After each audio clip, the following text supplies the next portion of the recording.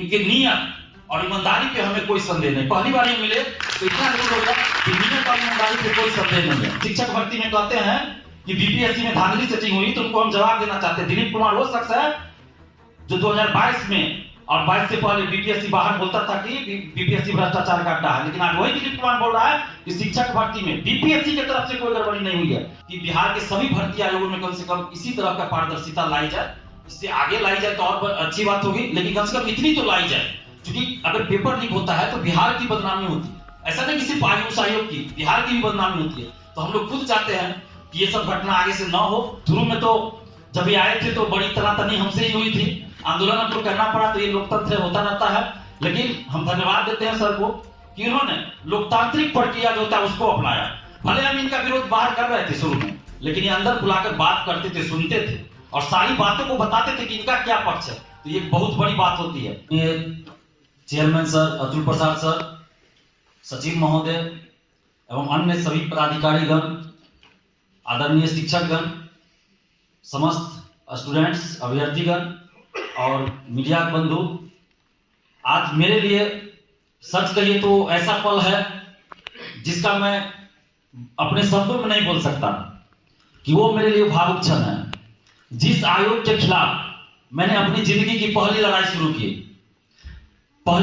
की, 64वीं बीपीएससी से। उससे पहले भी हम लड़ते थे, लेकिन सार्वजनिक रूप से नहीं। एक होता है ना सड़क पे आंदोलन करना, 64वीं बीपीएससी से, उसमें 14 क्वेश्चन का आंसर गलत था। हमने उस समय से लड़ाई शुरू की। उस समय बहुत सारी बातें हुई, बहुत आश्वासन यहाँ से मिला। हम लोग सीधे साधे आदमी, किसान परिवार से, राजनीतिक बात नहीं समझ पाए, विश्वास कर लिए। लेकिन बाद में पता चला कि यहाँ के उस समय के कुछ अधिकारियों ने हम लोग को बरगला दिया, धोखा दे दिया। कोर्ट कचहरी हुआ, जैसा कि अतुल प्रसाद सर ने कुछ समय पहले ही कहा, पैसा वसूली गई, उसमें भी हुआ। हमने बहुत सारा देखा। दरोगा बहाली में पेपर लीक हुआ, आंदोलन हुआ, कुछ उसमें नेतागण आए, शिक्षकगण आए। आंदोलन को मैं बोलने में डरता नहीं हूं, जो सच है वो बोलता हूं। आंदोलन को बेच दिया गया, सीधा सीधा समझिए, बेच दिया गया। उस समय हमको लगा कि स्टूडेंट्स के लिए कोई तो बोलने वाला होना चाहिए। मैं पटना आया था बीपीएससी की तैयारी करने, बीपीएससी परीक्षार्थी, मन में एक सपना लेकर कि अधिकारी बनूंगा, अपने गांव का नाम रोशन करूंगा, क्योंकि मैं बचपन से पढ़ने में ही रहता था, कोई चीज से मुझे मतलब नहीं रहता था। लेकिन यहाँ जब हम लॉज में आए तो देख रहे हैं कि परीक्षा से एक रात पहले क्वेश्चन आ जा रहा है। ये रियलिटी है और बोलने में मुझे कोई हिचक नहीं है। कई लोग पकड़े गए, यूपीएससी का क्वेश्चन आउट कराने चले थे, पकड़े गए। लेकिन दुख भी होता है कि वैसे लोगों को भी लोग टिकट देते हैं विधानसभा चुनाव में। खैर चलिए, राजनीतिक बातें नहीं करेंगे। लेकिन जो हमारा मुद्दा था, जिस चीज से हम खुद जूझे थे, पारदर्शिता नहीं थी। कोई सवाल करो तो कोई जवाब नहीं मिलेगा, आरटीआई से मांगिए जवाब नहीं मिलेगा। हमें लगा कि न तो कोई शिक्षक हमारे लिए लड़ रहे हैं, न कोई नेता लड़ रहे, सिर्फ दिखा रहे हैं, कुछ कर नहीं रहे हैं। उसके बाद हमने आंदोलन करना शुरू किया, स्टूडेंट्स भी साथ आते गए। अब स्टूडेंट्स को क्या लगा, हम भी अभ्यर्थी थे, स्टूडेंट्स को क्या लगा, धीरे धीरे हम ही को नेतृत्व देना शुरू कर दिए। और धीरे धीरे इतना आंदोलन होते गया कि आज बीपीएससी परीक्षार्थी से हम छात्र नेता बन गए, जो कि कभी मेरे मन में नहीं था कि हम छात्र नेता बने या नेता बने, अधिकारी बनने का सपना था। लेकिन जिस भ्रष्टाचार के चलते हम अधिकारी नहीं बन पाए, उस भ्रष्टाचार से लड़ने का हमने अपने मन में ठान लिया। 64वीं बीपीएससी से 2019 से और लड़ना शुरू किया। शुरू में तो बहुत बाधाएं आई, बहुत सारी चीजें हुई, बहुत सारे आरोप लगे मेरे ऊपर, क्योंकि पहले ऐसा होता था कि आंदोलन में लोग आए तो पैसा वसूली होता था, किसी पार्टी से मिले हुए। मैंने इस सब चीज को दूर कर दिया। आंदोलन में हमें छात्रों का समर्थन चाहिए, पैसा नहीं चाहिए। छात्रों और निष्पक्ष आंदोलन चाहिए, जो निष्पक्ष छात्र आंदोलन होता है। हमने उस चीज को मजबूत किया और छात्र आंदोलन मजबूत होता गया। और बीपीएससी में पहले क्या था, 5 साल की वैकेंसी आती थी। यहाँ बैठे शिक्षकगण उस समय के भुक्तभोगी होंगे, हम भी भुक्तभोगी रहे हैं। ई ऑप्शन था, उसको हटाने के लिए हम लोग लड़ते रहे। और मेंस में कभी कोई सब्जेक्ट बूम कर गया, अगले साल फिर वो सब्जेक्ट कोई रख लिए, पता चला दूसरा सब्जेक्ट बूम कर जाता था। तो अतुल प्रसाद सर जब से आए, बहुत सारा सुधार हुआ। पीटी से लेकर इंटरव्यू तक, फाइनल रिजल्ट तक बहुत सुधार हुआ। ई ऑप्शन को हटाया गया, पीटी के प्रणाली में सुधार हुआ, निगेटिव मार्किंग आया। हम लोग खुद देखे हैं, पहले क्या होता था, जितना रिजल्ट आया पीटी का मेंस में, उसमें 5000 10,000 लोग अपीयर नहीं होते थे, क्योंकि वो पीटी पास कर गए, मेंस में रेलवे का तैयारी कर रहे हैं, एसएससी का कर रहे हैं, पीटी का फॉर्म भर दिए, मेंस में नहीं बैठे। उसके चलते जो रियली में बीपीएससी का तैयारी कर रहे हैं उनको दिक्कत होती थी। तो इन्होंने ये सुधार किया। शुरू में तो जब ये आए थे तो बड़ी तनातनी हमसे ही हुई थी, आंदोलन हमको करना पड़ा, तो ये लोकतंत्र होता रहता है। लेकिन हम धन्यवाद देते हैं सर को कि इन्होंने लोकतांत्रिक प्रक्रिया जो था उसको अपनाया। भले हम इनका विरोध बाहर कर रहे थे शुरू में, लेकिन ये अंदर बुलाकर बात करते थे, सुनते थे और सारी बातों को बताते थे कि इनका क्या पक्ष है। तो ये बहुत बड़ी बात होती है। अन्य भी भर्ती आयोग है, सिपाही दरोगा, बीएसएससी, आज तक उनके चेयरमैन लोग नमस्कार करते हैं, किसी से मिलना नहीं चाहते। क्या वजह है? पेपर लीक हो जाता है, हटना भी पड़ जाता है बहुत सारे चेयरमैन को, लेकिन फिर भी सुधार नहीं सुनेंगे, मिलेंगे नहीं। लेकिन इन्होंने वो चीज किया जो आज तक किसी ने नहीं किया। इनका नाम अतुल प्रसाद सर, जैसा नाम वैसा काम, अतुलनीय काम किया इन्होंने। और आज बीपीएससी को लोग शिक्षक भर्ती के रूप में अधिकतर लोग जानने लगे। बीपीएससी सिविल सेवा के लिए है, शिक्षक भर्ती तो अतिरिक्त जिम्मेवारी दी गई है।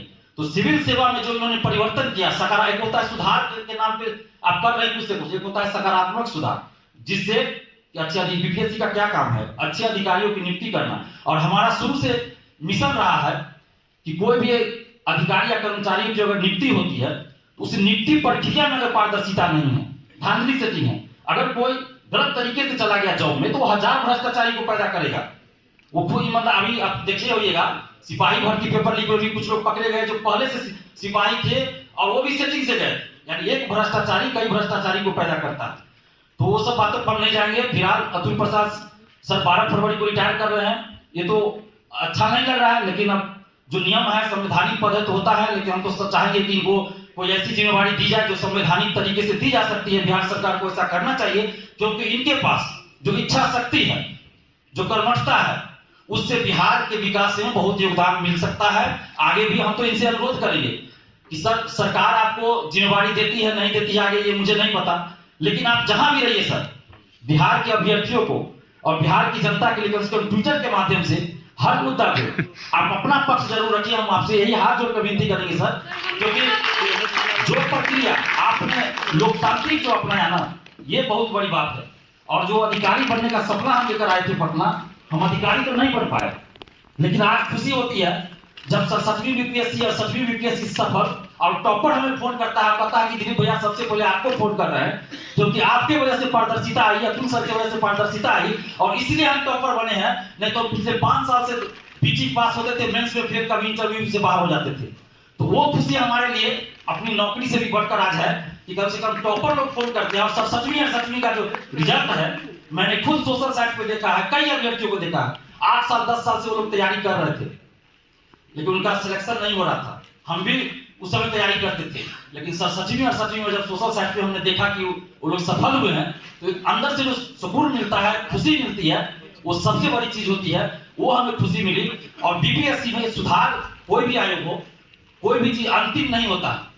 अभी तक जो सुधार हुआ बहुत अच्छा हुआ, लेकिन ये अंतिम नहीं होना चाहिए। समय के परिवर्तन के अनुसार, समय के अनुसार आगे भी सुधार जारी रहना चाहिए। और एक चीज तो है कि अतुल प्रसाद सर ने एक लकीर खींच दिया है, उस लकीर को अब कोई मिटा नहीं सकता, उससे आगे बढ़ना पड़ेगा। उससे कम पे अगर कोई भी नए चेयरमैन आएंगे, उनसे भी हम कहेंगे कि जितना अभी चल रहा है व्यवस्था वो तो रहे, इससे आगे भी आप सुधार कीजिए, हम लोग स्वागत करेंगे।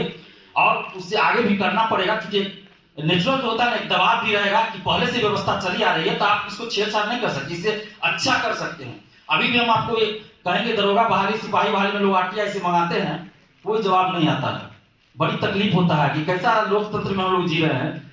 जब पीटी का रिजल्ट आता है तो आरटीआई लगाते हैं अभ्यर्थी, तो जवाब आता है कि बहाली की प्रक्रिया चल रही है, जवाब नहीं दे सकते। जब बहाली पूरा हो जाता है तब आरटीआई लगाते हैं, मार्क्स मांगते हैं, अपना ओएमआर शीट मांगते हैं, तो बोलते हैं कि नीलामी की प्रक्रिया चल रही है, ओएमआर शीट की जवाब नहीं दे सकते। तो भाई आप अगर सही है तो पारदर्शिता लाइए। पेपर लीक के खिलाफ हम लंबी लड़ाई लड़ते रहे हैं, जेल भी गए हैं, कई बार लाठी खाए, मार खाए, लेकिन अब यह चीज हुआ कि जिस आयोग के खिलाफ 2022 में हम बाहर में प्रेस कॉन्फ्रेंस करते थे, कई बार पुलिस से भी बहुत कुछ हुआ, आज उसी आयोग के अंदर आकर हम खुद बोल रहे हैं कि बीपीएससी में पारदर्शी से तरीके से एग्जाम हो रहा है, कोई गड़बड़ी नहीं हो रही है, बहुत अच्छे से परीक्षा हो रही है। और बीपीएससी टीआई-1 में तो हम यहां से सारा चीज देखे थे। और एक और बड़ी बात सर, कि जो भी सेटिंग होता है परीक्षा में, हमने लॉज में रह के अनुभव किया, देखा भी आंखों से कैसे होता है। हमने सारी बातों को मीडिया के माध्यम से उठाया था, सर से भी मिले, बहुत बार बताया, लेकिन हमें उम्मीद नहीं थी, सच्चाई बता रहे हैं कि अतुल प्रसाद सर इन सब चीजों को करेंगे। शुरू में नहीं लगा, लेकिन जब धीरे धीरे हमने देखा कि भाई एक एक चीज को सोशल साइट पे भी उठ रहा था, उनको देख रहे हैं, एक एक चीज को उन्होंने लागू किया। बायोमेट्रिक, मुन्ना भाई जो बैठते हैं एग्जाम में, आज उन लोगों को भी हम कहना चाहेंगे जो शिक्षक भर्ती में कहते हैं कि बीपीएससी में धांधली सेटिंग हुई, तो उनको हम जवाब देना चाहते हैं। दिलीप कुमार वो शख्स है जो 2022 में और 22 से पहले बीपीएससी बाहर बोलता था कि बीपीएससी भ्रष्टाचार का अड्डा है, लेकिन आज वही दिलीप कुमार बोल रहा है कि शिक्षक भर्ती में बीपीएससी की तरफ से कोई गड़बड़ी नहीं हुई है। और बायोमेट्रिक जो व्यवस्था की गई थी वो तो बीपीएससी ने खुद किया था कि भाई बायोमेट्रिक आप दीजिए, फिंगरप्रिंट, आपको 6 महीना बाद, साल भर बाद, 6 साल बाद भी विभाग आयोग चाहेगा तो पकड़ लेगा कि आप सही में वही अभ्यर्थी है कि नहीं जो एग्जाम दिए थे। अब ये तो जो आयोग है, शिक्षा विभाग हो, सरकार हो या फिर कोई भी, वो जांच कर सके, तो बहुत अच्छी व्यवस्था हुई है। तो इसमें तो बीपीएससी को दोष क्यों दिया जाएगा? ये तो बीपीएससी की वजह से आज शिक्षक जो है फर्जी शिक्षक को पकड़े जा रहे हैं। तो ये तो अच्छी शुरुआत उन्होंने की ना। ये तो सभी भर्ती आयोग में होना चाहिए। सीसीटीवी कैमरा आपने लगाया और पेपर लीक, जो बहुत बड़ी समस्या बिहार की और पूरे देश की बन चुकी है, उस पर आपने जो कदम उठाया, पूरा बंद कर दिया रास्ता। आज केंद्र सरकार को भी कानून लाना पड़ा है पेपर लीक पे, और हम लगातार ये मांग करते रहते कि 10 साल कम से कम सजा का प्रावधान हो। आज केंद्र सरकार ने भी वो कानून ला दिया है। हम तो बिहार सरकार से भी आग्रह करेंगे कि बिहार में भी वो कानून लागू किया जाए हूबहू, ताकि पेपर लीक रुके। और अतुल प्रसाद सर और उनके जितने भी पदाधिकारीगण हैं, जो व्यवस्था यहाँ किया गया उसके चलते पेपर लीक नहीं हुआ बीपीएससी में। उसके बाद देखिए सचवी जो पहली बार हुई, उसके बाद बहुत सारी परीक्षा हुई, कहीं से कोई पेपर लीक नहीं हुई। हम तो सलाह देंगे अन्य भर्ती आयोगों को कि कम से कम आप लोग ये लागू कीजिए। और एक अच्छी बात ये रही बीपीएससी की, जो सुधार पिछले 1.5 साल में हुआ कि टीआई 1 की जब परीक्षा हुई थी, मैं दरभंगा रेलवे स्टेशन पे था, पटना में भी था, तो यूपी, दिल्ली, हरियाणा के बहुत सारे अभ्यर्थी आए थे। वो लोग बोल रहे थे कि बिहार आने में पहले डर लगता था कि परीक्षा देने जाएंगे, पता चलेगा कि आपका फेसबुक देखेंगे तो पता चलेगा कि पेपर लीक है। तो ऐसे अब वो डर खत्म हो गया। बीपीएससी से जो परीक्षा हो रही है, बहुत अच्छे से परीक्षा हुई, कहीं कोई गड़बड़ी नहीं हुई, और बिहार के प्रति एक विश्वास बढ़ा। बीपीएससी के तो प्रति बढ़ा ही, बिहार के प्रति विश्वास बढ़ा कि बिहार में अगर हम एग्जाम देने जा रहे हैं तो पेपर लीक नहीं होगा। पहले हम लोग बीपीएससी की परीक्षा देते थे सिविल सेवा की, तो एग्जाम के दिन सुबह सुबह न्यूज़पेपर पढ़ना पड़ता था। उस बहुत पहले तो डिजिटल चीज था नहीं कि कहीं परीक्षा रद्द तो स्थगित तो नहीं हो गया। तो बहुत बार ऐसा आता था परीक्षा के दिन पता चला कि परीक्षा स्थगित। लेकिन अब ये चीज हो गया कि जो एक डेट दे दिया जाता है बीपीएससी के द्वारा, परीक्षा कैलेंडर जारी होता है, उसको हूबहू फॉलो किया जाता है। एक बहुत अच्छी बात हुई।